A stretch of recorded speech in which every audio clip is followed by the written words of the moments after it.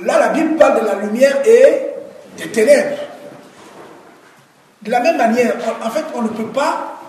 La Bible dit, notre vie est organisée telle que le jour on travaille, la nuit on dort, normalement.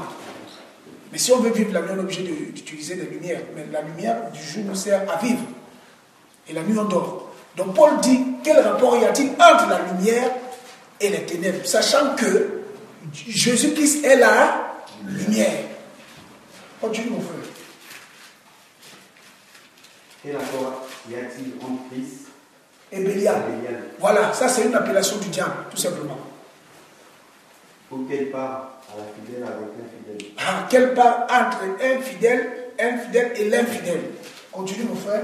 Quel rapport y a-t-il entre le temple de Dieu et les idoles? Voilà. Quel rapport y a-t-il entre le temple de Dieu et les idoles? C'est-à-dire que toi qui te dis enfant de Dieu, qui le dimanche, ou je ne sais pas, tous les jours nous sommes appelés à célébrer Dieu, tu célèbres Dieu, tu chantes les louanges de Dieu, et de la même manière tu vas en boîte de nuit pour chanter et être, tu deviens idolâtre de ces personnes qui chantent. En fait, la danse que tu danses ici, tu danses à la gloire de Dieu. Mais quand tu vas en boîte, tu danses à la gloire de qui? C'est la question qu'il pose. Continue mon frère. Car nous sommes le temple de Dieu, le Dieu vivant, comme Dieu l'a dit. J'habiterai et je marcherai en milieu d'eux. Je serai leur Dieu et ils seront mon peuple.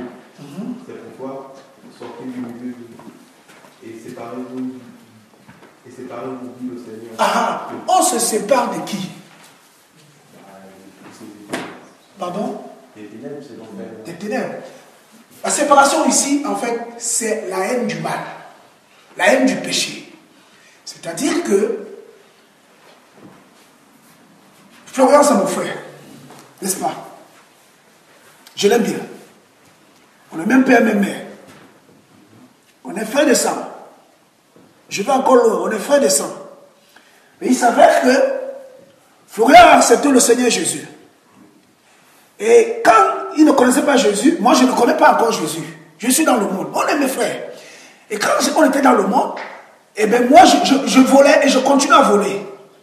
D'accord? Et quand je volais, parfois je l'amenais pour voler.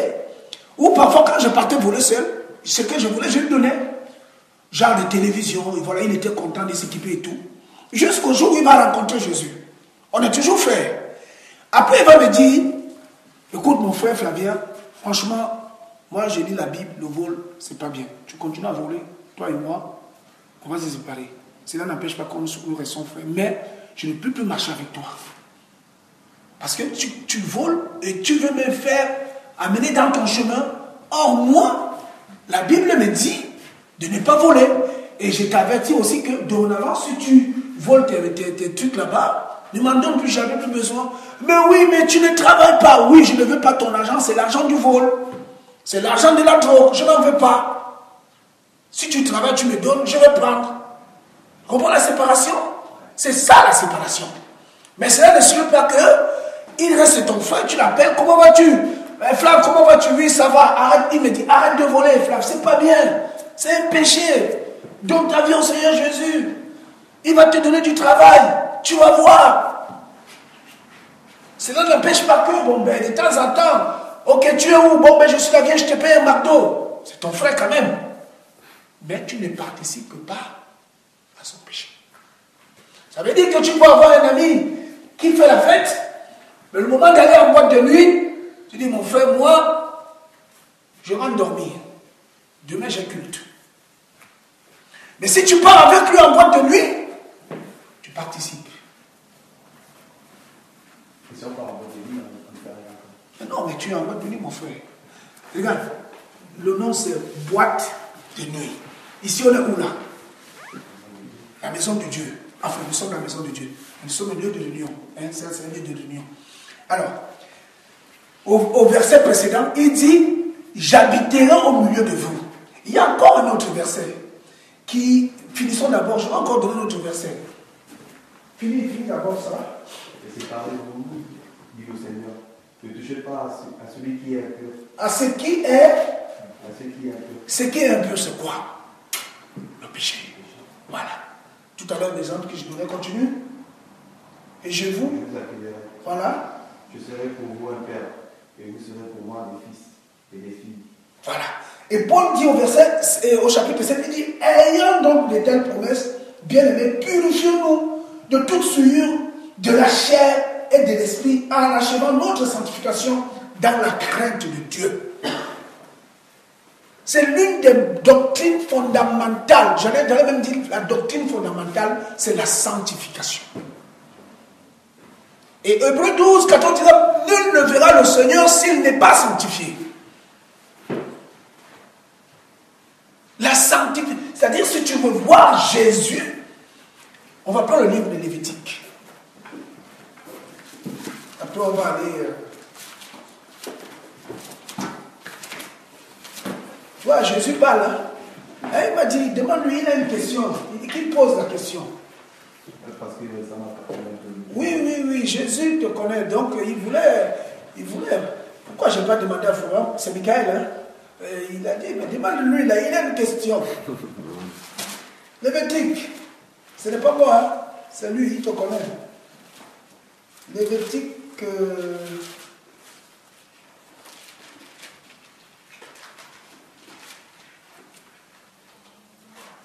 Chapitre 19.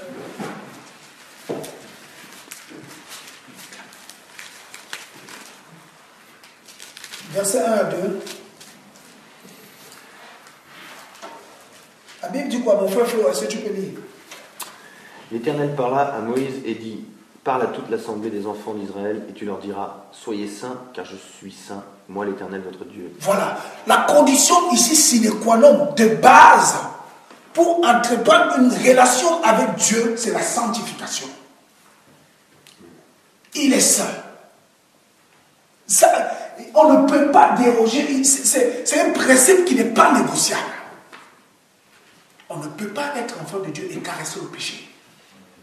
Ce n'est pas possible. On doit user de tout ce qui est de notre capacité, de notre pouvoir pour ne pas pécher. Quoi qu'il arrive de pécher. Mais ça, le Seigneur est juge, il sait la limite, il connaît la contrainte, il connaît aussi tes faiblesses. Hein? Il sait là où sont tes limites. Et là, il prend la relève. Mais on ne peut pas, tu ne peux pas chanter Diana ou Justine Bob, c'est comment on appelle Justine qui même là? Justine Bob, ce petit démon là, lui c'est un petit démon. Lui là, c'est un démon incarné. Alors tu vas en bas de lui, tu chantes, tu danses Justine, si c'est Bubba, Rihanna, Adriana, comment on l'appelle?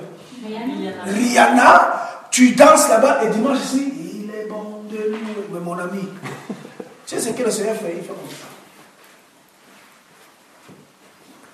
Ou demain tu vas en bas, rester chez toi. Dieu est saint. Et tous ceux qui doivent l'approcher doivent être saints. Et on va prendre le livre de 1 Corinthiens.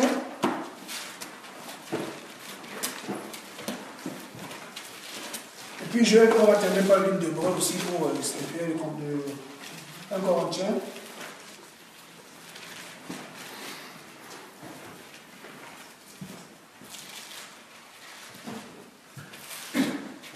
Chapitre 3.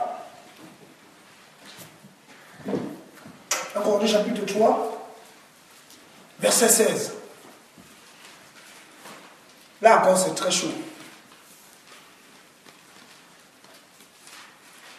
La Bible dit quoi? Mon frère, tu peux lire 1 Corinthiens chapitre 3, verset 16. Ne savez-vous pas que vous êtes le temple de Dieu et que l'Esprit de Dieu habite en vous? Si quelqu'un détruit le temple de Dieu, Dieu le détruira. Car le temple de Dieu est le saint et c'est ce que vous êtes. Ah! Là, il va encore plus loin. Est-ce que tu ne sais pas que, en amenant ton corps en boîte de nuit, c'est l'Esprit de Dieu que tu es en train d'amener en boîte de nuit, toi, enfant de Dieu, toi, chrétien? Ça veut dire que quand tu arrives en boîte de nuit, toi-même, enfant de Dieu, quand tu arrives en boîte de nuit, quand tu franchis la porte, tu vas sentir comme s'il y a quelque chose qui a quitté en toi. Tu sens que tu rentres là, mais tu es vide. Tu sens que tu n'es pas à ta place. Moi, je prends le vent. Ma femme, avant même que je sois chrétien, et je n'ai pas les boîtes. Et même quand j'étais en maman, moi, c'était pas mon type. Les Yumi, ils étaient dans le couvre. Moi, j'étais toujours à 18. J'étais là tranquille. C'était pas mon truc. Alors, quand ma femme m'amenait en boîte, on avait fait un deal. Elle me dit, on était dans le bon Dieu. Elle me dit, alors, un week-end en boîte, le lendemain, on part à l'église. J'ai dit, il n'y a pas de problème. Alors moi, je l'amenais en boîte de nuit. Et le dimanche, je l'amenais aussi à l'église. C'était le deal qu'on avait fait. Mais je dormais en boîte. Malgré le bruit des baffes et tout, j'étais là, mais vraiment. Je disais, on rentre à quelle heure, on rentre à quelle heure, on rentre à quelle heure, on rentre à quelle heure, on rentre à quelle heure. C'est pas ton truc, c'est pas possible. C'est pas possible. Et ici, Paul nous donne, l'épître aux Hébreux, parce que l'épître des Hébreux n'est pas signé. Et il y a quelque chose qui est dit. Chapitre 4.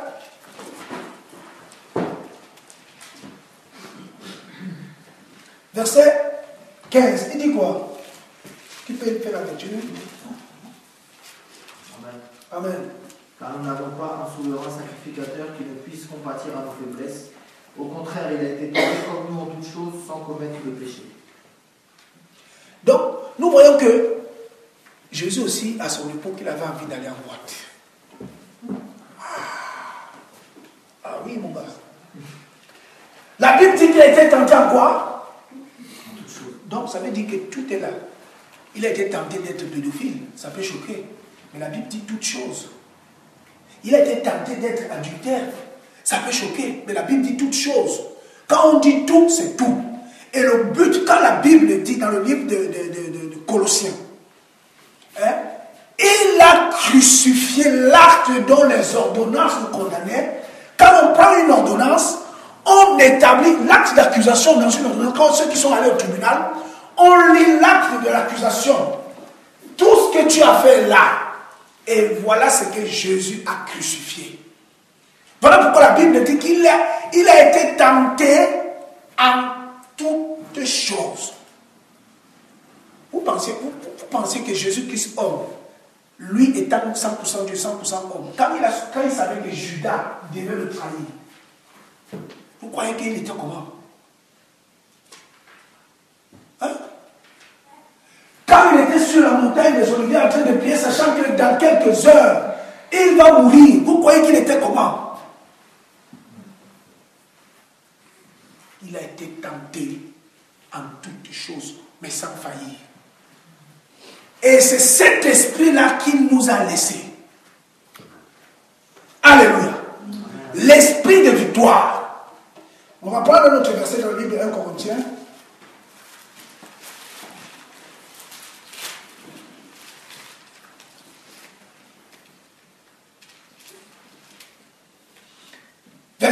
Chapitre 10, versets 12 et 13.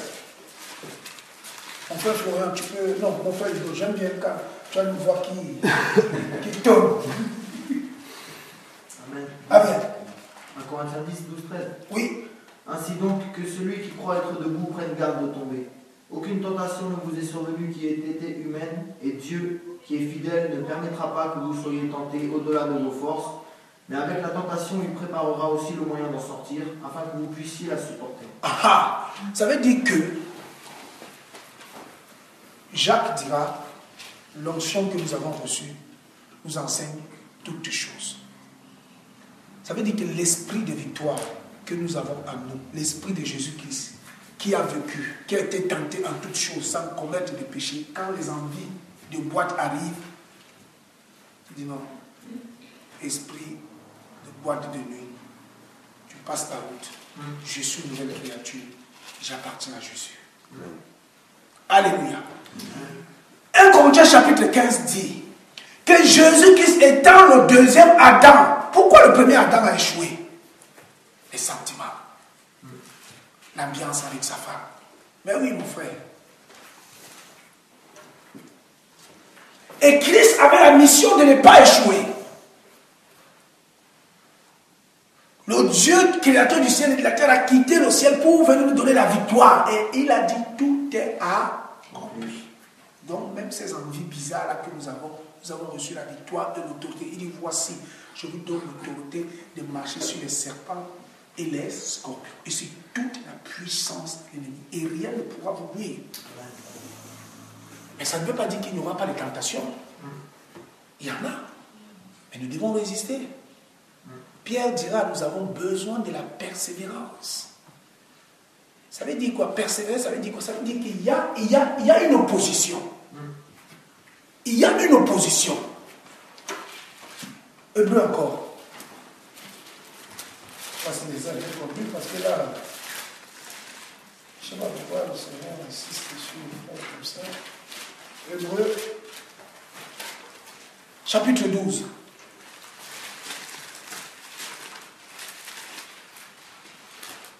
À partir du verset 3,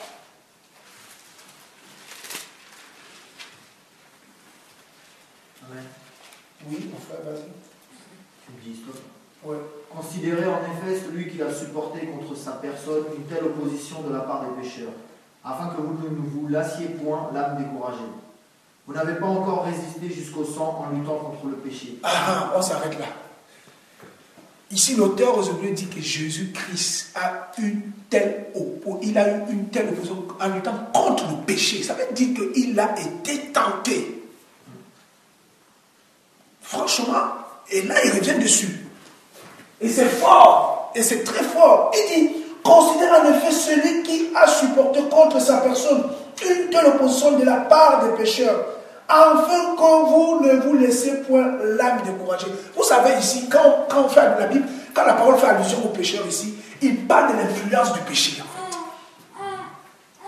Vous n'avez jamais remarqué, tu vas voir ton frère, en fait, même maintenant nous avons un esprit qui nous rend libre, hein. Mais d'ailleurs même la force de persuasion, c'est-à-dire tu vas rendre visite, je vais rendre visite à mon frère Ludovic, Ludo avait le programme d'aller voir Freddy, il va me dire, allons mon frère, allons, il va te convaincre.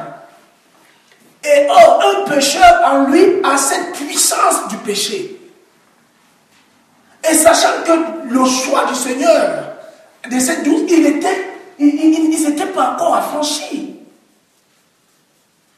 Pierre, il n'avait pas encore l'esprit de victoire, mes frères. Pourquoi il appelle les gens les fils des tonnerres? Parce qu'il y avait entendu quelqu'un qui a refusé de leur service, je ne sais pas quoi. Il a dit, Seigneur, tu veux qu'on invoque le feu du ciel qui le consume comme il dit? Il dit, quel esprit vous anime? Ça veut dire qu'ils n'étaient pas encore affranchis. Et le Seigneur, donc même de la part de ses 12 disciples, et des 70, et des 120, il avait une position. Il était au milieu des pécheurs. Parce que pour que la rédemption soit totale, il fallait qu'il meure, il fallait que le sang coule. Et pendant que les disciples étaient avec lui, durant son parcours terrestre, ils n'étaient pas encore affranchis. Voilà pourquoi Pierre va le renier. Voilà pourquoi Jean va partir nu. Parce qu'ils vont tous se barrer. Mais le même Pierre, quand il sera rempli du Saint-Esprit, il va se lever devant le Satan et il va lui dire, vous là, vous avez crucifié Jésus. Celui que le Dieu a fait Seigneur et Sauveur. C'est vous qui l'avez crucifié. Donc, il y a deux choses, il y a deux étapes. C'est-à-dire que, quand on vient au Seigneur, on donne sa vie, on invite le Saint-Esprit. Si nous sommes réellement sincères dans notre cœur, l'Esprit de Dieu vient en toi. À partir de là, tu lui demandes la force, il te donne la force de marcher en nouveauté de vie. 2 Corinthiens chapitre 5, verset 17.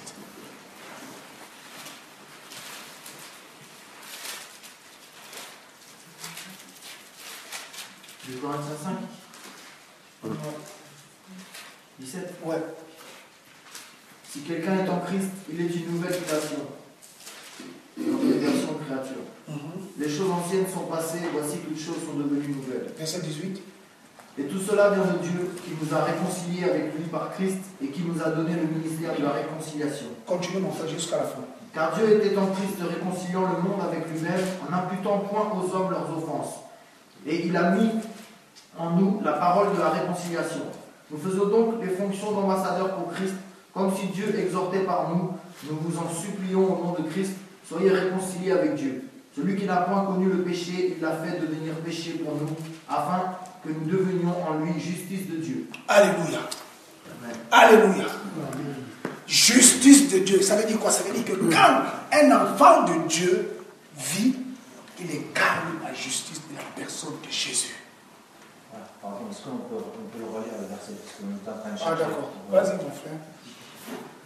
Si quelqu'un est en Christ, il est devenu une nouvelle création. Les choses anciennes sont passées, voici toutes choses sont devenues nouvelles.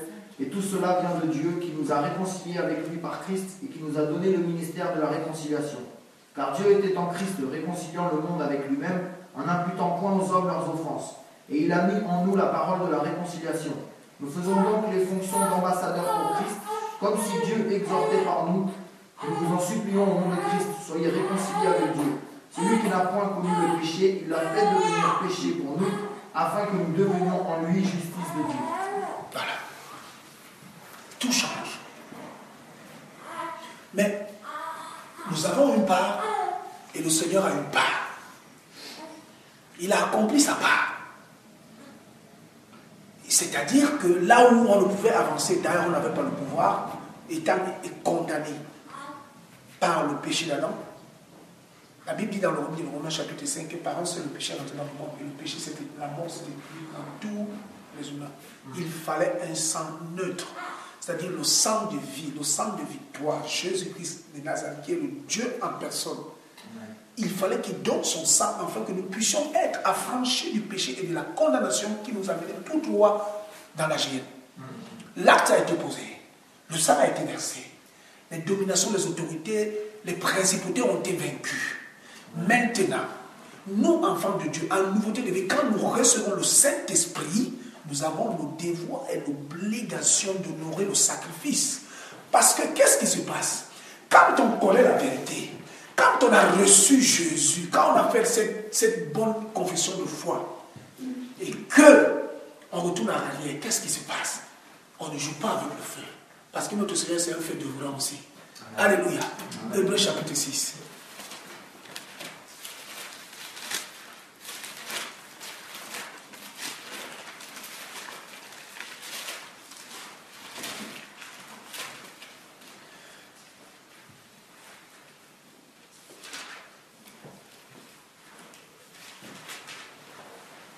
Hébreux chapitre 6.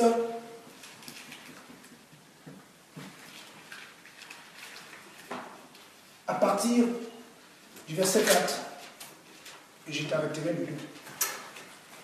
Car il est impossible que ceux qui ont été d'une fois éclairés, qui ont goûté le don céleste, qui ont eu part au Saint-Esprit, qui ont goûté la bonne parole de Dieu et les puissances du siècle à venir, et qui sont tombés, soient encore renouvelés et amenés à la repentance, puisqu'ils crucifient pour leur part le Fils de Dieu et l'exposent à l'ignominie.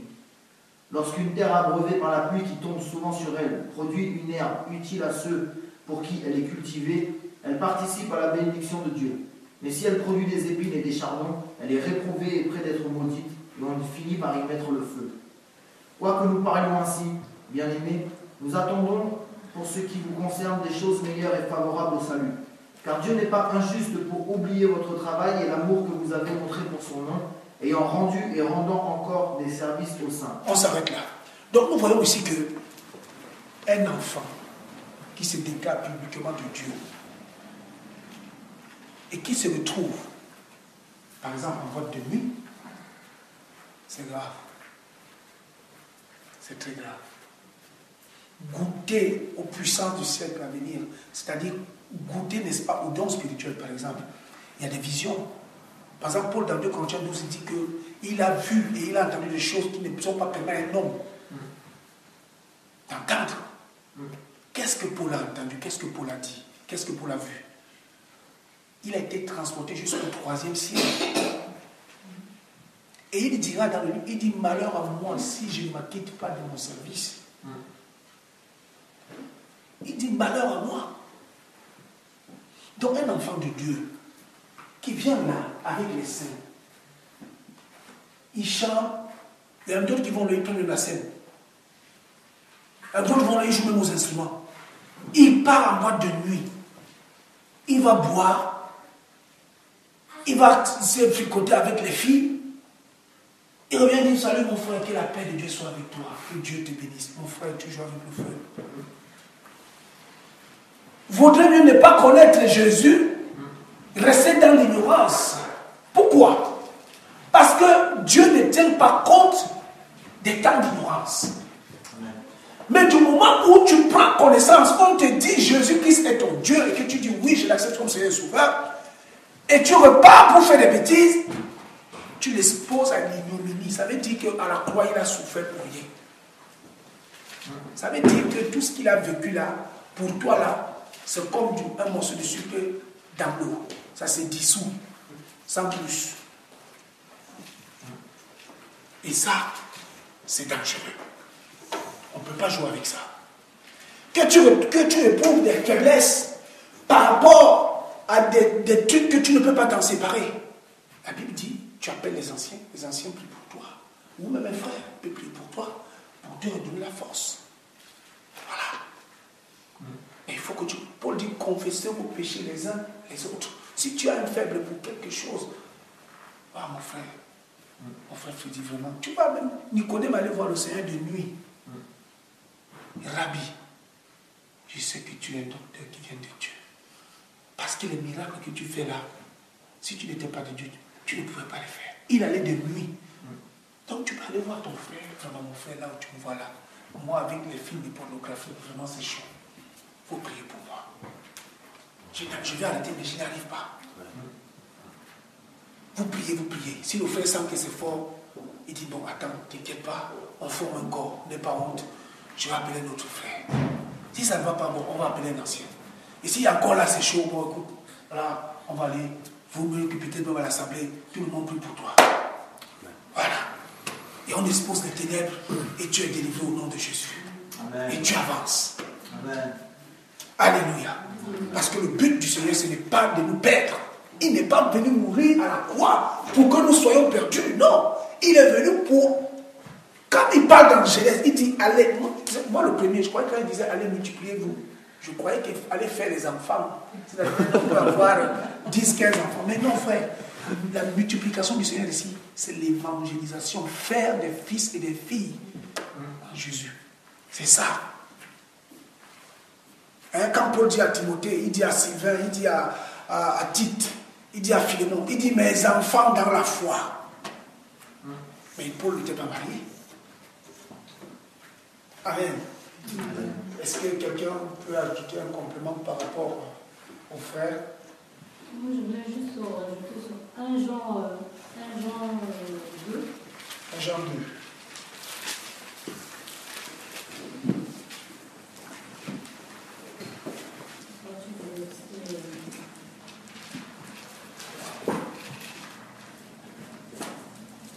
À partir du verset 15. À partir du verset 15. Je lis ma soeur. La Bible dit, 1 Jean 2 à partir du verset 15.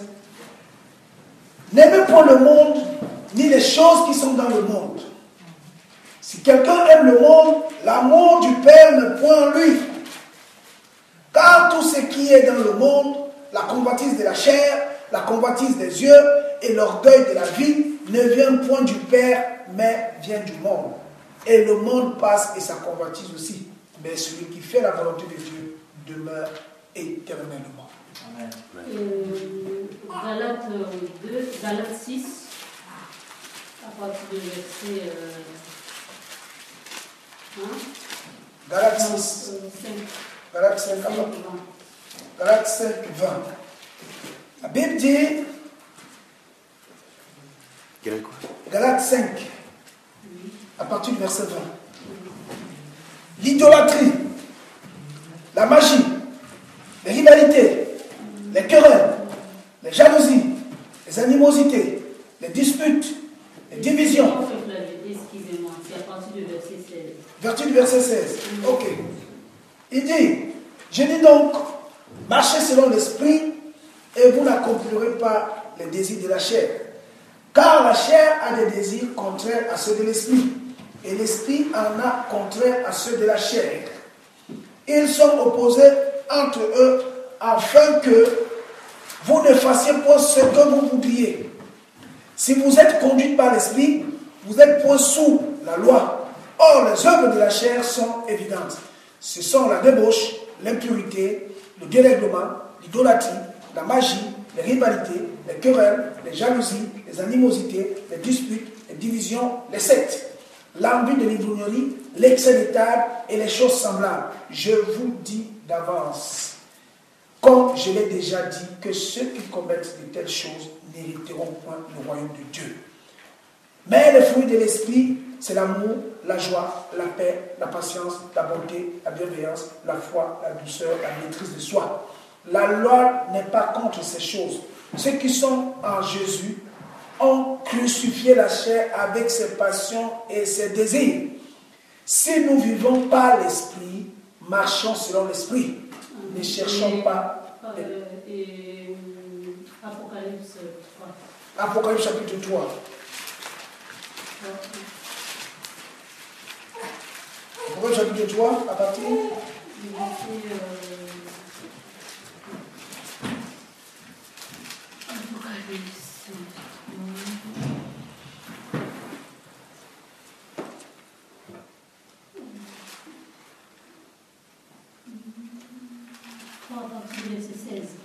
À partir du verset 16, la Bible dit: ainsi, parce que tu es tiède et que tu n'es ni froid ni bouillant, je te vomirai de ma bouche. Parce que tu dis: je suis riche, je me suis enrichi et je n'ai besoin de rien. Et parce que tu ne sais pas que tu es malheureux, misérable, pauvre, aveugle, nu. Je te conseille d'acheter de moi de l'or éprouvé par le feu, afin que tu deviennes riche, et des vêtements blancs, afin que tu sois vêtu, et que la honte de la nudité n'y paraisse pas, et un collier pour un de tes yeux, afin que tu vois. Moi, je reprends et je châtie tout ce que j'aime. Aie donc du zèle, répands-toi. Alléluia. Gloire à Jésus. Amen. Mon frère, le Seigneur te comble des réponses là, maintenant, là. Amen. Sois fortifié. On priera pour toi après. Amen. Ah oui, oui, d'accord. Oui, non, fin à 20h30. Okay. Est-ce qu'il y a une autre question? On est parti sur ça.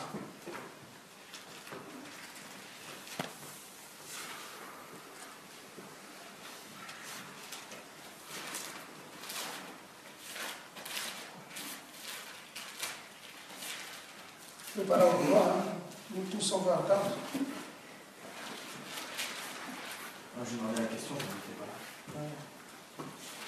Alors, je peux répondre à ma question. Hein? Non, c'est bon, elle m'a dit. C'est pas une question que j'ai depuis. C'est toi qui l'as posé, d'accord. Parce que le week-end dernier, je ne vais pas vous mentir, je suis allé en Bretagne aujourd'hui. D'accord. Le même jour, je m'envoyais un message comme il avait dit. Ah, d'accord. Et j'étais avec des amis, on se dérangeait. Et un jour, on a pris des verres. Et ça s'est fait une envoi de nuit. Ah, ok. Et le lendemain, j'étais tellement fatigué que je ne suis pas allé. Et moi, ça m'a pourri tout le week-end.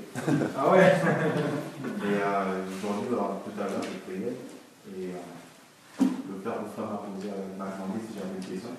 D'accord. Et je lui ai posé la question. Alléluia. Ouais. Ah, Et j'ai eu une bonne réponse.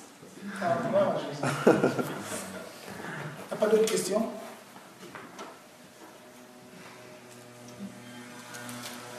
Il y a 1 Jean aussi, 1 Jean chapitre 2, non chapitre 3, je vais lire à partir du verset 9.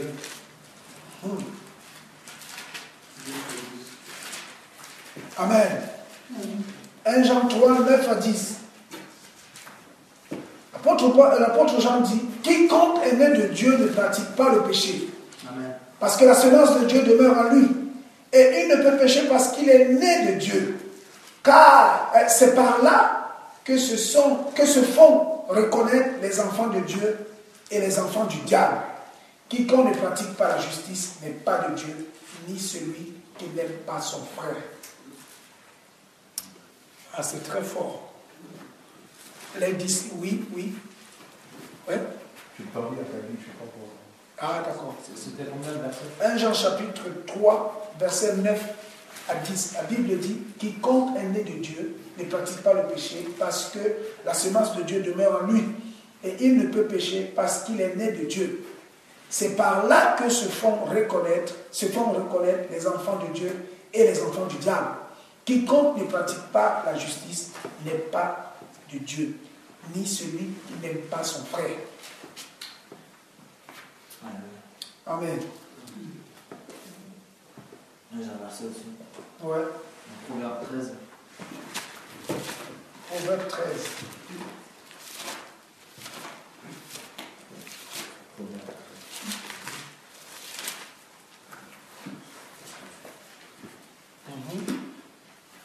Proverbe 13, au verset 20. La Bible dit, celui qui fréquente les sages devient sage, mais celui qui se plaît avec les insensés s'en trouve mal. C'est juste par rapport à ce qu'il disait en fait que lorsqu'on est avec des personnes qui ne connaissent pas le Seigneur, elles n'ont pas la vision du royaume. Elles n'ont pas le Seigneur, donc forcément les intentions et les envies qu'elles auront, ce ne sera pas celle qu'un enfant de Dieu doit aspirer, doit désirer. Et la Bible dit, si on se plaît avec ce genre de personnes, c'est nous-mêmes qui allons nous en trouver mal. Et c'est juste pour répondre à ce que tu as dit, parce qu'après tu as dit que ça a gâché tout ton week-end. Donc c'est toi-même après qui était entre guillemets pénalisé de ça. Donc c'est sûr, il faut aller vers les autres pour apporter l'évangile, pour leur parler du Seigneur. Mais si on se plaît avec eux, là il y a un problème. Donc voilà, c'est juste pour compléter ça. Ouais. Maintenant, et vice-versa, celui qui fréquente les sages, donc qui passe du temps avec les enfants de Dieu, lui-même deviendra sage par les conseils qu'on se donne les uns les autres, par la parole qu'on partage, et les temps de prière, tout ça, on va acquérir la sagesse, c'est ce que Dieu veut. En fait, franchement, Satan, il se joue de nous, mais il nous tourne dans la boue. On a tendance à croire que sans les alcools, sans la drogue, sans les femmes, on n'est pas heureux. On ne vit pas, on ne fait pas la fête. Mais c'est autre chose en fait. Nous tous qui sommes ici, nous sommes fatigués. Fatigués du système. Fatigués des hommes qui promettent monts et merveilles et qui ne font rien. Nous avons un président qui a été élu. Moi, président de la République, je ne ferai pas ça. Moi, président de la République, je ne vais pas faire ça. Moi, président de la République comme ça. Moi, président de la République. Moi. Aujourd'hui, nous sommes où?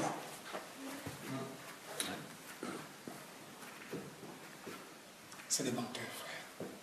Il y a un seul qui ne ment pas. Amen. Il y a un seul, frère. Sa parole. Frère.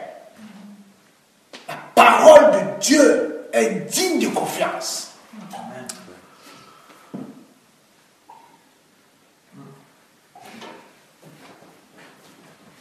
Au jour d'aujourd'hui, quand je parle avec les Français de souche, je parie même qu'ils ne savent même pas les origines. Ils sont descendants de qui? Ils ne le savent pas. Les autres vont s'arrêter à la première ou deuxième génération. Ah ben oui, moi, mes grands-parents arrivaient d'Espagne. Ah ben oui, moi, mes grands-parents arrivaient, je ne sais pas moi, de la Roumanie. C'est tout. Ils ne s'en vont pas plus loin. Mais la Bible me dit que ceux qui sont les Francs aujourd'hui, d'où ils viennent, et de quelle descendance, qui était leur père, leur frère, la Bible, la parole de Dieu là. Amen. Alors, Paul nous dit, le royaume de Dieu, ce n'est pas le manger, le boire. Non, c'est pas ça. Regarde. C'est ton soir aujourd'hui, mon frère.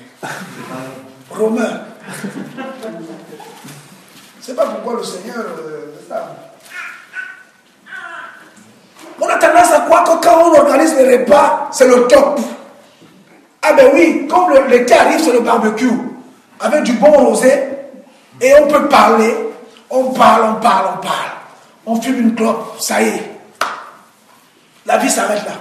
Mais Paul nous dit que le royaume de Dieu, c'est-à-dire les enfants de Dieu qui ont accepté Christ dans leur cœur. Parce que la Bible nous dit que le royaume de Dieu est déjà au milieu de nous, mon frère Ludo. Alléluia. Nous sommes déjà dans le royaume. Nous sommes les prémices du royaume, mon frère. Mais qu'est-ce que Paul dit? Ceux qui ont accepté Jésus-Christ comme Seigneur dans leur vie, ils vivent le royaume. Mais le royaume qu'ils vivent, ce n'est plus le barbecue, ce n'est plus du G&B ou le whisky grand ou des pétards ou je ne sais pas quoi. C'est autre chose. Mais ils sont dans la joie. C'est bizarre. Mais ils planent. Ah oui, nous Nous sommes des drogués, nous sommes des fous. C'est-à-dire que celui qui fume son pétard là-bas et moi, quand je suis dans la joie, dans l'heure de mon papa, mais moi je vais planer plus que lui. Amen. Parce que lui voit les démons et moi je vois les âmes. Amen. Il va tabasser sur sa femme et moi je parle la langue, je prophétise mon frère. Alléluia. Là c'est le royaume mon frère. Et dans ce royaume, Paul dit quelque chose.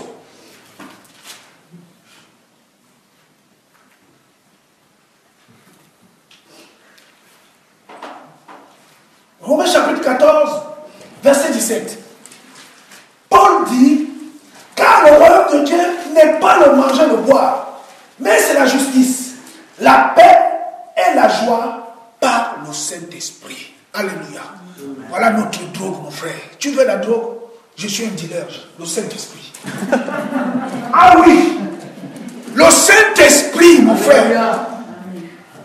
Quand tu as fumé le Saint-Esprit, quand tu l'as mangé, tu l'as bu, tu parles la langue. Tu dors comme ça. Au travail là-bas, comme tu es parti au travail là maintenant, tu chantes. On dit, mais qu'est-ce qui se passe? Il dit, non, non, je suis dans la joie. Mais pourquoi? Mais parce que je suis mon Dieu. Amen. Et je suis fils du royaume. Amen. Voilà pourquoi même si le travail est difficile, moi je travaille. Parce qu'il sait que je vais me reposer. Et je sais que même si le corps est fatigué, quand je pars à la maison là-bas, j'ai pris, Seigneur, vraiment restaure-moi. Le lendemain, tu es là, pimpant. Le royaume de Dieu. Mais oh, le royaume du diable, quand tu as fini de boire les alcools et fumer, tu te réveilles le matin, la tête pèse, tu ne peux même pas descendre de ton lit, le corps est tabassé. En plus de cela, tu as payé. Mais chez nous, là, c'est gratuit. Alléluia. Il n'y a pas d'argent. Ah oui, l'argent qu'on doit envoyer au pays ou aider ton frère, tu vas donner ça à quelqu'un qui va s'enrichir. Hein? Il te détruit la santé et tu payes ta mort. Tu payes. Au compte là-bas, c'est le découvert. Alléluia. Mais le royaume de Dieu, c'est la paix. C'est-à-dire que quand ta paix arrive, ce n'est pas boîte de nuit. Seigneur, voici ce que tu m'as béni ce mois-ci. Comment je vais faire? Il te dit, voilà tes priorités. C'est pas beaucoup, mais c'est beaucoup. Parce qu'il lui multiplie. Alléluia. Vous savez, c'est vrai, la vie est dure. C'est vrai. Mais la Bible ne se contredit pas. J'ai une sœur qui me disait, elle m'a fait le tour, elle me dit, mon frère, je ne comprends pas, il y a un truc que je ne maîtrise pas. Elle me dit quoi? Elle me dit, avant, je vivais avec 200 €. Elle me dit, je vivais avec 200 €, j'ai arrivé à payer mes factures, ma maison. Mais depuis que j'ai commencé à travailler, je n'arrive pas à régler mes factures. J'ai dit, mais c'est pas possible. Il me dit, je te dis la vérité, avant, j'avais 200 € et j'ai payé tout. Il ne me manquait rien. Maintenant, je travaille, j'ai un salaire, 5 fois les 200 €, mais je ne m'en sors pas. Trouvez l'erreur. Oui, avant, quand elle avait les 200 €, elle dit, Seigneur, comment je vais faire? Comment je vais faire? Comment je vais faire? Elle se retrouve en train de payer. Il y a un frère à Niort. Est-ce qu'il célébrait son mariage? Le compte était à moi. Avec le mariage, ça engendre beaucoup de dépenses. Ils ont eu une dépense de derrière, il fallait qu'il ait de l'argent. Il était déjà parti à la banque. Il y a eu un refus. Sa femme lui dit, chérie, va retirer l'argent. Et il dit, comment toi, si tu me dis pas, tu sais, tout à l'heure j'étais là-bas, je l'ai. Et la femme lui dit, va retirer l'argent. Pas une petite somme, hein? Pas une petite somme, frère. Tac, 400 €. Bien. Le gars regarde à gauche, à droite. Il regarde ça, il prend, il met, il regarde sa carte. Il regarde, oh, chérie, mais il y a de l'argent. Comment ça se passe? La foi, le royaume de Dieu. Avec le peu qu'on gagne, on peut s'en sortir. Si Jésus-Christ est dans l'affaire.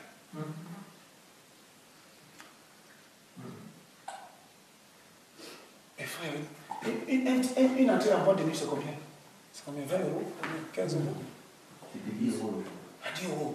Alors tu mets. Mais quand tu 10 euros, on te donne une consommation, c'est ça. Voilà.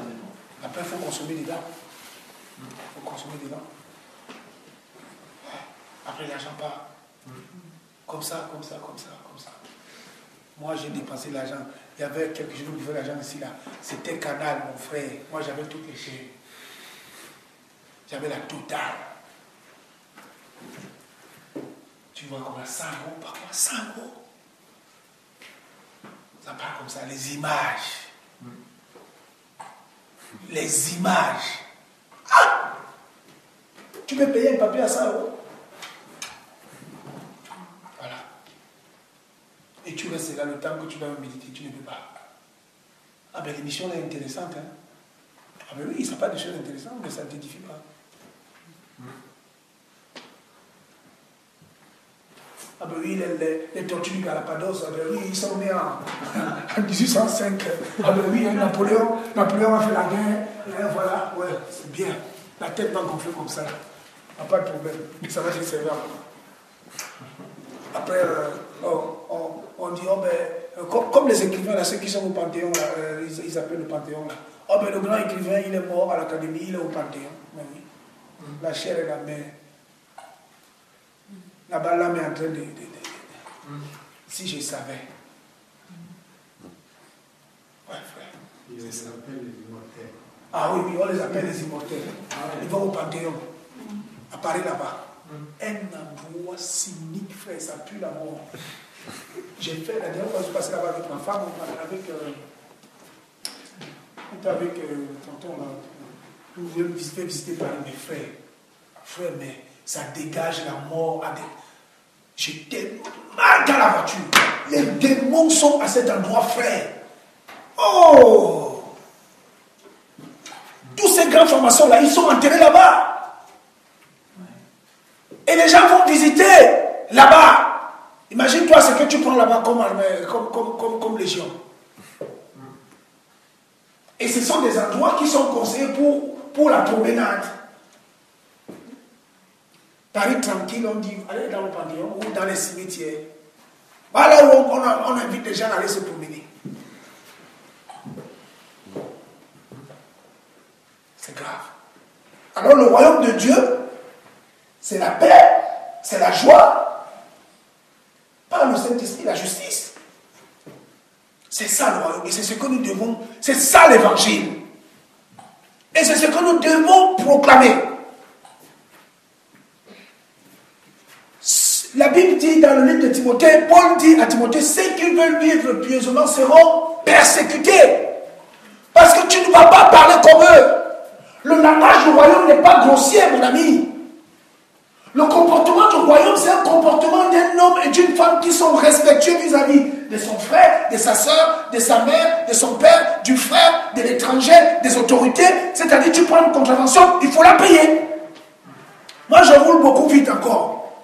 Je demande vraiment ceux qui m'aident. Mais si je me fais flasher, je paye. Il faut se soumettre aux autorités. C'est comme ça. Et ça, c'est le royaume. Parce que si tu te rebelles contre les autorités, tu ne te rebelles pas contre les autorités, mais tu te rebelles contre Dieu. Pourquoi? Parce que tu es déjà membre du royaume. Tu dois être droit, pas de fausse déclaration. Tu dois être droit. Il faut t'en remettre à Jésus. Et il faut que tu t'en remettes à lui totalement. Voilà pourquoi, ayant quitté le Gabon, je suis venu ici. Ma maman m'a dit, ah ben oui, mais toi, tu as joué avec Eto, et toi les millions. J'ai dit, mais maman, mais moi j'ai plus que ce qui est des millions. Eto, lui, il dit, moi j'ai rencontré Jésus, maman.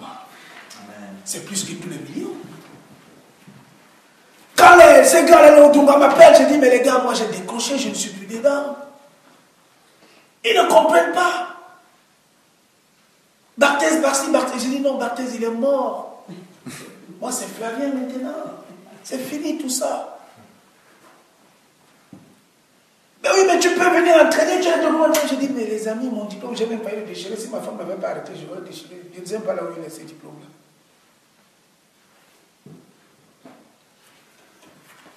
Parce être dans le royaume, frère.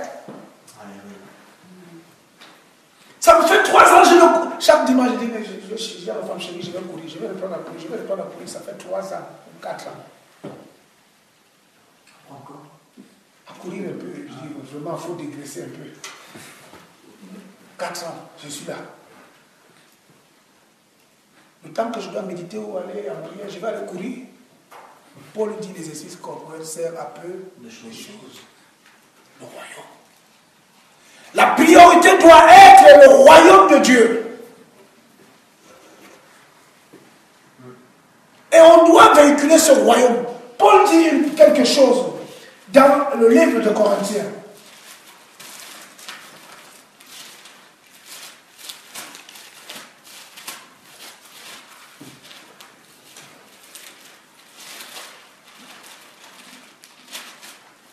De Corinthiens.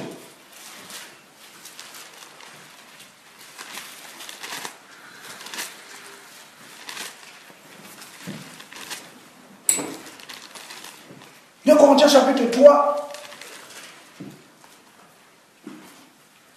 à partir du verset 2, Paul dit, c'est vous qui êtes notre lettre, écrite dans nos cœurs, connue et lue de tous les hommes. Vous êtes manifestement une lettre de Christ, écrite par notre ministère, non avec de l'encre, mais avec l'Esprit du Dieu vivant, non sur les tables de pierre, mais sur les tables de chair, sur le cœur. Cette assurance-là, nous l'avons par Jésus-Christ auprès de Dieu. Alléluia. Celui qui vit dans le royaume devient une lettre vivante. C'est-à-dire que la séparation de par ta manière d'être, on ne va plus te proposer n'importe quoi. C'est comme ça. Et Paul dira dans le livre de Philippiens, si j'ai cherché l'approbation des hommes, je ne serai plus prédicateur de l'évangile. Ça veut dire quoi à un moment donné, tu vas te séparer. Parce que si le Saint-Esprit est en toi, à un moment donné, ça passe ou ça casse. Tu ne pourras plus. Tu ne pourras plus. Tu ne pourras plus. Mais on va dire, tu es entré dans une secte. Ah oui, parce que tu ne parles plus de gros mots. Et parce que maintenant tu ne montres plus les biscottos dehors, le pantalon là ça monte les fesses. On va dire, mais dis donc, toi tu es devenu bizarre toi. Ah mais tu es dans une secte toi. Comment on appelle, c'est la secte de Bressuire. Ah mais tu es là-bas, mais tu es devenu fou. Ben oui, je suis devenu fou. Pour toi. Mais en Jésus-Christ, je suis son fils. Je suis dans le royaume. Paul dit, nous sommes les prémices d'une nouvelle race. Nous sommes les prémices d'une... Il y a quelque chose qui est inéluctable. Je suis dans la joie quand on me dit, ah ben oui, les écologies, maintenant on veut même réduire la vitesse. Bientôt là on va commencer à même aller au travail à vélo, parce que la vitesse va descendre à 80 km. Ils vendent des voitures qui ont les 160 chevaux, mais on faut rouler à 80 km/h. Oh, maintenant on évite même que les gens, à Paris, mais bientôt l'on va sortir, tu n'auras plus droit à une cheminée. La pollution. Voilà les lois. Mais pourquoi? Mais parce que ceux qui n'ont pas Jésus, ils veulent s'accrocher à ce monde. Mais nous savons. Paul dit, cette assurance-là ne vient pas des hommes, mais elle vient de Dieu. Il dit, je sais. Moi, je sais. Moi, je sais qu'il y a une cité là où qui va descendre. Et la Bible me dit que toute cette terre s'y va fuir. La Bible dit que le ciel et la terre d'à présent vont rouler comme un livre. Ils vont s'enfuir devant celui qui était assis sur le trône. Oui, frère. Donc ça veut dire que le mouvement écologiste, d'abord, mais pour notre information, l'écologie là, ça vient des bouddhistes là-bas. C'est les Indiens, c'est le Jidaya. Ah ben moi je suis écologiste, moi. Je mange bio. Et mon ami, continue à manger bio. Tu seras biotisé, mon gars. Ça, c'est mon mot à moi. Oui, frère, parce que moi, je mange de tout qui se vend et qui s'achète au marché. Et la Bible me dit que tout est sanctifié par la parole et la prière. Je prie et je mange. Amen. Maintenant, tu as le droit de dire, je n'aime pas ça, je n'aime pas ça. On est être humain quand même. Mais je ne vais pas boire 1 litre d'eau par jour parce qu'on me demande de boire 1 litre d'eau. Même si je passe 3 fois quand je bois. Tu es devenu une machine.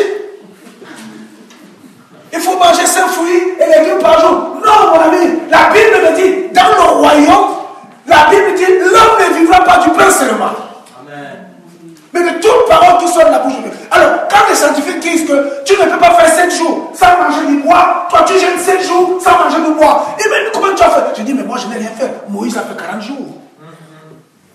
Le royaume de Dieu, c'est ça, mon frère. Tu marches à contre-courant. Et attends-toi, parce que tu vas avoir une opposition vis-à-vis de ta famille. On ne te comprend plus. Tu vas à la fille, oh mais oui, il faut prendre le cos. C'est pas ça de ma femme. Oh mais il faut prendre le cos, il faut mettre la non, non, moi et ma maison, nous servirons l'Éternel. Les écorces là, le marabout de la famille, là, vous le mettez de côté. D'abord, je l'ai convoqué, je dis, viens ici, toi. Arrête de couper les têtes des coqs là. Il faut arrêter toute cette histoire. Oh, c'est pour la purification. Il dit, arrête. Quelle purification? Le sang de Jésus nous a purifiés. Ta purification que tu fais là, ça sert à quoi? Arrête de manger l'argent des gens. Il dit, arrête. Arrête ça. Je dis à ma maman, si tu ne veux pas encore là-bas, tu vas faire à moi. Alléluia. Le royaume de Dieu. Ça fait 3 ou 4 ans, elle n'est pas appelée là-bas. J'ai demandé la dernière fois, tu es morte. Ah ben non. Ça va, oui. Les sorciers sont venus à la maison. Non. Mais alors, tu as fait comment?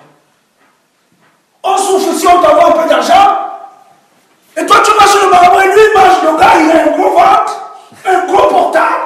Il est là, il arrive tranquille, pépère. Ah! Un escroc!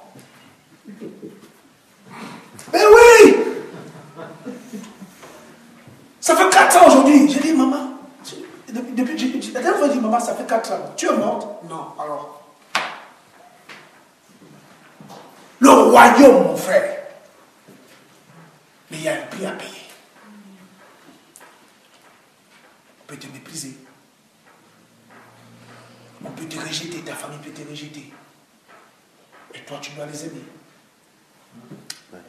Tu dois témoigner l'amour, le pardon, la maîtrise de soi. Et par-dessus tout, la joie. Et pourquoi la joie? La dernière fois, j'avais apporté un enseignement au sujet de la joie, comme même ici, là. Quand la Bible parle de la joie, en fait, selon Dieu, c'est la souffrance. La Bible dit le vin procure la joie. Mais or, le vin, pour l'obtenir, on fout le raisin au pied. Alléluia. On fout le raisin au pied.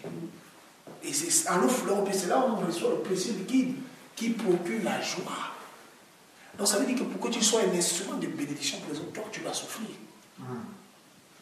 Et c'est là que tu dois être dans la joie. Et c'est pourquoi Paul dit, je vous réjouis, je vous le répète, réjouissez, pour que votre douceur soit connue de tous. Le royaume de Dieu. Quel est le désert que tu traverses aujourd'hui? Quel est ton problème que tu as aujourd'hui? Il y a un homme ici, il n'a pas la paix. Il y a quelqu'un ici, là, je ne veux pas te désigner. Tu peux venir après, on va prier. Tu n'as pas la paix. Tu n'as pas la paix. La paix, c'est-à-dire que quand tu dors, tu dis Seigneur merci. Non, tu ne connais pas ça. Ça ne va pas. Tu n'es pas en paix. Tu viendras, on va prier. Dieu va te libérer de ça. Le royaume de Dieu, ça veut dire que. Je vous ai toujours parlé de mon témoignage. Moi, j'aime toujours parler de mon témoignage. Parce que parfois, il faut parler de ce que tu as vécu. Parce que quand une personne dit quelque chose, en transmettant, tu peux ajouter ou retrancher. Et c'est pas bon, tu fais du mensonge. J'ai passé un moment très difficile. Je n'ai pas dit que c'est passé, on continue, mais on est habitué au combat, il faut combattre. Hein? Salomon a dit, hein, vraiment, bénis-moi, mais pas trop. J'ai peur que si je mange beaucoup, je commence à rentrer, et je dis, ah, non. Alors j'avais autour de moi 5 000 € dans mon compte. Je prends rendez-vous avec mon banquier un samedi matin. Ma femme me dit, chérie, va, bon courage. Je dis, j'y vais, chérie. Le samedi matin, je me lève. Gaillardement, je m'en vais. Le banquier me fait asseoir, le directeur de la banque. Parce qu'ils ont des petits. Mais là, à moins 5 000 €, vraiment, c'est le sommet de la pyramide. J'arrive, monsieur suivant, dans son grand bureau, 2 ou 3 ordinateurs. Monsieur Nengi, je veux mon argent. Ah. Je dis, monsieur le directeur, vous aurez votre argent. Il me dit, mais comment vous allez faire là? Comment vous allez faire? J'ai dit, monsieur, vous aurez votre argent. Mais non, mais oui, c'est trop facile. Il faut que vous m'expliquiez comment vous allez donner l'argent. Parce que le travail, je vais au travail frère. Je dis, monsieur, je crois à un Dieu. Je ne sais pas comment, ça ne m'intéresse pas, mais ce que je sais, je vais vous donner votre argent. Mais calme. J'ai besoin de votre argent. Ça s'est duré comme ça. Il dit, monsieur, donnez-moi 2 mois. Ah bon, 2 mois? Vous pouvez me dire comment vous allez faire? J'ai dit, monsieur, je ne sais pas. Donnez-moi 2 mois. Je crois à un Dieu. Et je sers un Dieu. Je suis parti. 2 mois, frère. Tu as fait. Le royaume de Dieu, frère.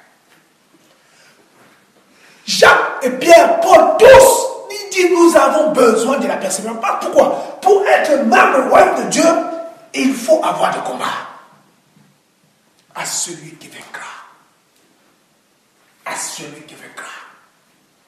Parce que quand tes amis viennent te dire, bon, ben écoute, oh, ben, non, ça a été trop cool, la semaine c'était dur, allons décompresser un peu là. Ben oui. Ouais, c'est ça, décompresser un peu.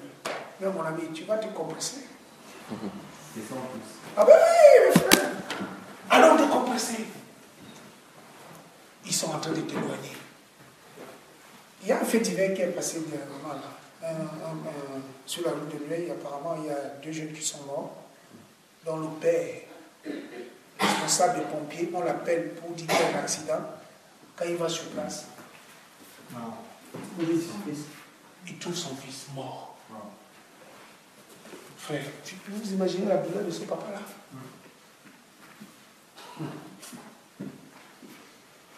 Vous imaginez ça? Et quand toi, l'Esprit de Dieu ne sort pas, l'Esprit de Dieu dit non, ne sort pas, reste là. Reste là. Je sais pas moi, appelle ton frère, Freddy, c'est pas moi, Ludo, reste là, prie, médite, je sais pas moi, faire quelque chose. Ils vont me dire, mais qu'est-ce que tu fais? Allons. Il te dit, reste là. Il y a eu l'avion qui a disparu, qu'on n'a jamais retrouvé là. Il y a 2 personnes qui ont volé le passeport. Ils ne sont pas rentrés dans le vol là. Au dernier moment, on les a volé les passeports. Ils ne sont pas rentrés. Alors j'écoutais ça, je dis, mais Seigneur, est-ce que ces gens-là, s'ils sont chrétiens, gloire à Dieu, je dis, mais est-ce que ces gens-là réalisent la grâce que tu leur as faite?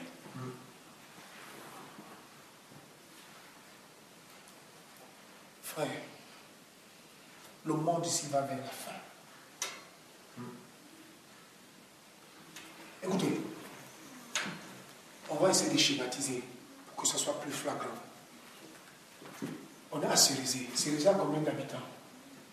Presque 6 000. Presque 6 000. Il y a combien d'enfants de Dieu là-bas? Si on est vrai, on se trouve. Alléluia. Laissons Cérisé, venons à Bressuire. Il y a combien d'enfants de Dieu ici? Il y a combien ici? 15, 20 000, 30 000 personnes ici? Moi, je pense que c'est 20 000. S'il y a même une centaine d'enfants de Dieu ici, c'est beaucoup. Vous imaginez combien de personnes vont en enfer? Frère, non, ce n'est pas facile. Ça veut dire qu'il y a une pression énorme. Les enfants de Dieu vont vivre une pression énorme. Moi, je joue au foot. Mon premier match, c'était au stade Omar Bongo contre FC 105. Je jouais en 1976. Je ne te parle pas de ce tournoi. J'avais 24 ans. C'était la première fois que je joue devant 30-40 000 personnes. Je vous assure, le premier ballon qu'on m'a envoyé, un petit ballon, en temps normal aux entraînements, on me l'envoie, genre je me fais la poitrine, je contrôle. Mais, ce petit ballon-là, il est devenu comme une pierre comme pas possible, qui pesait. Parce que les gens ont fait... J'ai tremblé. J'ai tremblé comme ça. Je ne pouvais pas l'attraper. Il est tombé. Je l'ai ramassé, mais j'ai tremblé de partout. La pression, frère. Et c'est cette pression-là que les enfants de Dieu doivent vivre. Parce que tu dois... Si toi, tu te déclares membre du royaume. Attends-toi de combat, même au boulot, n'importe où. J'ai travaillé à DHL, hein, vous pouvez conseiller les productions. Pendant 3 ans, il y avait un homme qui m'insultait tous les jours. J'ai dit en famille, tous les jours, il m'insultait. Tous les jours, je dis bien tous les jours. Pendant 3 ans, j'ai pleuré, je dis, mais Seigneur, c'est quoi ça? On dit, ne maudissez pas, bénissez. Je suis allé demander pardon. Parce que parfois je m'emporte et dis, mais parfois il m'envoie tout. J'ai dit, c'est quoi ça, Seigneur? Pendant 3 ans, quelqu'un t'insulte. Tous les matins, les gens lui ont dit, mais c'est quoi? Qu'est-ce que tu as comme Seigneur? Le royaume. Le royaume. Ça peut être ta femme si elle n'est pas chrétienne, ou même tes enfants qui se rebellent contre toi, parce que tu as pris la décision de marcher avec Jésus. Mais pourtant, quand on fait l'analyse de tout ça, tu es devenu docile, tu es devenu respectueux, tu es devenu correct en fait. Tu es devenu correct. Tu étais dangereux, tu faisais n'importe quoi. Maintenant, tu deviens correct, tu aimes ta femme, tu aimes tes enfants. C'est là où ça dérange. Donc on doit comprendre que ce n'est pas un problème physique, c'est un problème spirituel. Parce que celui qui est en toi dorénavant ne colle plus avec celui qu'ils ont. C'est comme ça.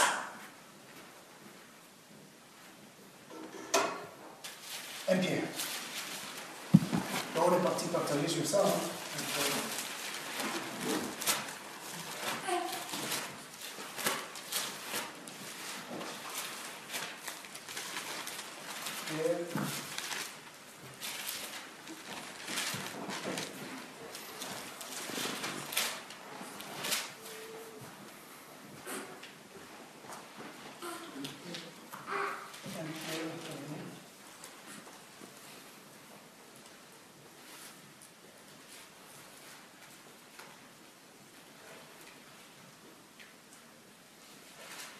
Pierre chapitre 2.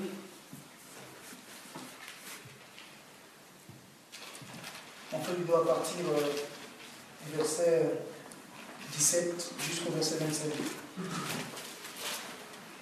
Honorez tout le monde, aimez les frères, craignez Dieu, honorez le roi. Serviteurs, soyez soumis en toute crainte à vos maîtres, non seulement à ceux qui sont bons et doux, mais aussi à ceux qui sont d'un caractère difficile. Car c'est une grâce de supporter les afflictions par motif de conscience envers Dieu, quand on souffre injustement. En effet, quelle gloire y a-t-il à supporter de mauvais traitements pour avoir commis des fautes? Mais si vous supportez la souffrance lorsque vous faites ce qui est bien, c'est une grâce devant Dieu.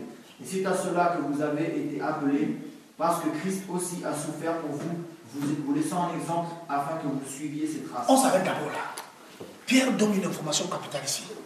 Il dit que le chrétien est appelé à quoi? À souffrir. Attention. Il dit, car c'est à cela que vous avez été appelés. Mais la souffrance, on ne parle pas forcément d'une souffrance physique. Mais on parle des choix qu'on doit faire. Les décisions qu'on doit prendre. Oui, mon frère.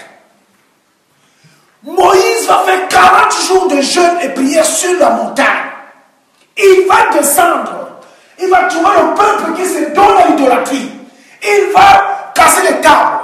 Et Dieu lui dira, remonte encore 40 jours, autre encore. Vous croyez que Moïse n'a pas souffert? Frère, ce n'est pas un jeu, frère, ce n'est pas un jeu. La Bible dit, étroite est la porte qui amène au salut, mais large est celle qui amène à la perdition. Frère, ce n'est pas un jeu. Il va falloir qu'on prenne des décisions fermes. Parce que l'éternité en dépend. Nous marchons vers l'éternité. Nous ne marchons pas vers une utopie ou une espérance vulgaire ou infondée. Mais nous marchons vers l'éternité. Parce que Paul le dit dans 1 Corinthiens chapitre 15. J'ai juste à dire que le christianisme est basé sur la mort et la résurrection de Jésus. Ça veut dire que si toi et moi, nous sommes ici aujourd'hui parce que nous avons l'espérance, la conviction que Jésus-Christ est vivant, que Jésus-Christ est réel, qu'il est mort, qu'il est ressuscité. Alors Paul dira, celui qui a ressuscité Jésus-Christ d'entre les morts, celui qui a ressuscité Lazare, sera aussi capable de me ressusciter, quoique mort. Voilà le fondement de la doctrine chrétienne. Par conséquent, nous savons que nous allons devenir immortels. Mais pour en arriver là, nous devons faire la guerre à l'âme, frère. C'est une guerre sans merci. C'est une guerre sans pitié. C'est une guerre, c'est une question de vie ou de mort. Si tu cèdes, tu t'en vas, tu vas te perdre. Mais si tu tiens ferme par l'aide du Saint-Esprit, la vie éternelle est devant toi. Amen. Frère, c'est une guerre. Ça veut dire quoi? Ça veut dire que les envies d'aller en boîte de nuit, les envies d'aller avec les femmes, ça va venir. Ça va venir. Ça viendra toujours. Mais toi, puisque tu sais ce que tu cherches, Hébreux 12 dit quoi? Ayez les yeux fixés sur Jésus, qui suscite la foi et l'amène à la perfection. Alléluia. La Bible dit qu'il est l'auteur et la consommation de la foi. Ça veut dire que quand tu mets Jésus-Christ de Nazareth, la pierre angulaire, dans ton travail, dans ton couple, dans tes relations, dans ta vie, frère, tu ne failles pas. Amen. Tu ne peux faillir, frère. Tu ne peux faillir. Pierre dit, nous avons été appelés à la souffrance. C'est fort, frère. Oui, mon frère. Mais oui. Nous avons été appelés à la souffrance. Mais pourquoi il le fait? Il le fait pour que nous puissions dépendre de lui. Oui, frère. Voilà pourquoi Paul dit, tout ce qui avait auparavant de l'importance à mes yeux, je les regarde aujourd'hui comme de la boue. Pour gagner qui? Christ. C'est tout. Ici, il n'y a pas de magie ici. Il n'y a pas de sorciers ici. Il n'y a pas de charlatans ici. Si tu veux voir quelqu'un en tunique ici, non, il n'y a personne ici. Nous sommes tous frères. Nous sommes tous frères. Nous avons un seul maître, un seul roi, un seul Seigneur, un seul Sauveur, un seul Dieu, Jésus-Christ de Nazareth, frère. Nous n'avons aucun autre nom ici. Nous n'avons aucun autre nom ici. C'est lui. C'est lui le fondement de notre foi. Alléluia. Pierre dit, je vais continuer mon frère, excuse-moi. Il dit, et c'est à cela que vous avez été appelés, parce que Christ aussi a souffert pour vous, vous laissant un exemple afin que vous suiviez ses traces. Ça veut dire qu'un enfant qui se dit enfant de Dieu, qui se détourne de la souffrance, se détourne des traces de Jésus. C'est aussi simple que ça. Donc l'évangile n'a rien à voir avec le confort matériel. Dieu peut te donner ce qu'il te faut. Mais ce n'est pas ça. Jésus-Christ n'est pas venu mourir à la croix pour que l'on devienne riche. Son but, c'est de nous amener dans son royaume. C'était ça. Alléluia. C'était ça le but de la crucifixion de Christ. Ramener les circoncis et les incirconcis à la connaissance du Fils de Dieu. C'était ça sa mission première. Donc on doit accepter, on doit s'imprégner l'idée de souffrir. Est-ce la maladie? La stérilité? Le chômage?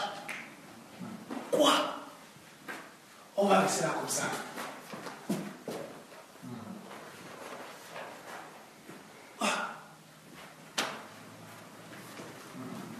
Et bien continue.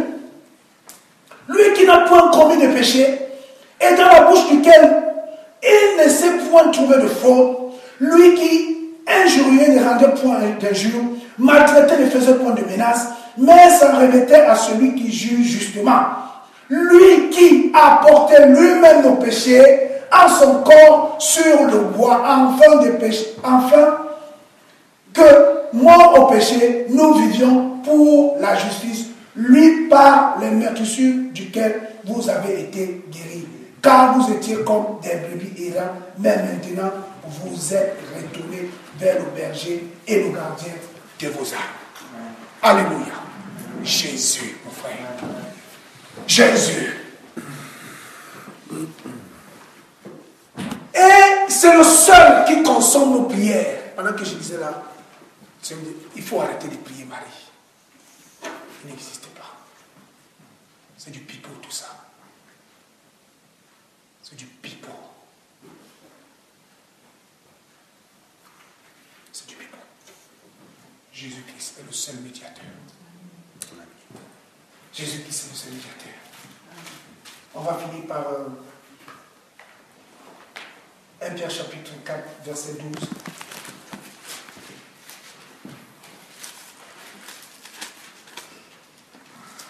Mon frère Hugo, tu peux lire jusqu'à la fin, verset 12. Jusqu'au verset 19. Mes bien-aimés, ne trouvez pas étrange d'être dans la fournaise de l'épreuve comme s'il vous arrivait quelque chose d'extraordinaire. Réjouissez-vous au contraire de la part que vous avez aux souffrances de Christ, afin que vous soyez aussi dans la joie et dans l'allégresse lorsque sa gloire apparaîtra. Si vous êtes outragés pour le nom de Christ, vous êtes heureux, parce que l'Esprit de gloire, l'Esprit de Dieu, repose sur vous. Que personne d'entre vous, en effet, ne souffre comme meurtrier, ou voleur, ou malfaiteur, ou pour s'être ingéré dans les affaires d'autrui. Mais si quelqu'un souffre comme chrétien, qu'il n'en ait point honte, et que plutôt il glorifie Dieu à cause de ce nom. Car c'est le moment où le jugement va commencer par la maison de Dieu. Or, si c'est par nous qu'il commence, quelle sera la fin de ceux qui n'obéissent pas à l'évangile de Dieu? Et si le juste se sauve avec peine, que deviendront l'impie et le pécheur? Ainsi que ceux qui souffrent selon la volonté de Dieu remettent leur âme au fidèle Créateur en faisant ce qui est bien. Alléluia. Actes chapitre 5, verset 40 et 41 et 42.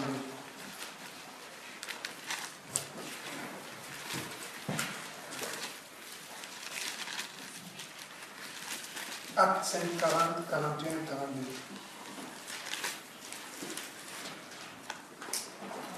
42.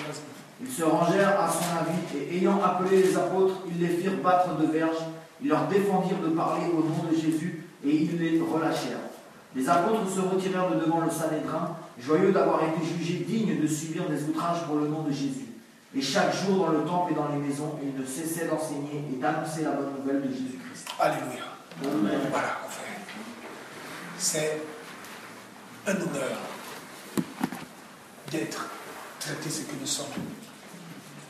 De bouffons, de fous, d'attardés mentaux, parce que nous avons cru à la parole.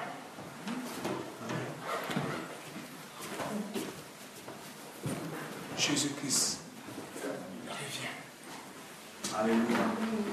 Jésus-Christ revient, mon frère. Tenons ferme. Amen. Amen. Alléluia. Viens mon frère, on va prier pour toi. C'est le Seigneur. On va prier pour toi.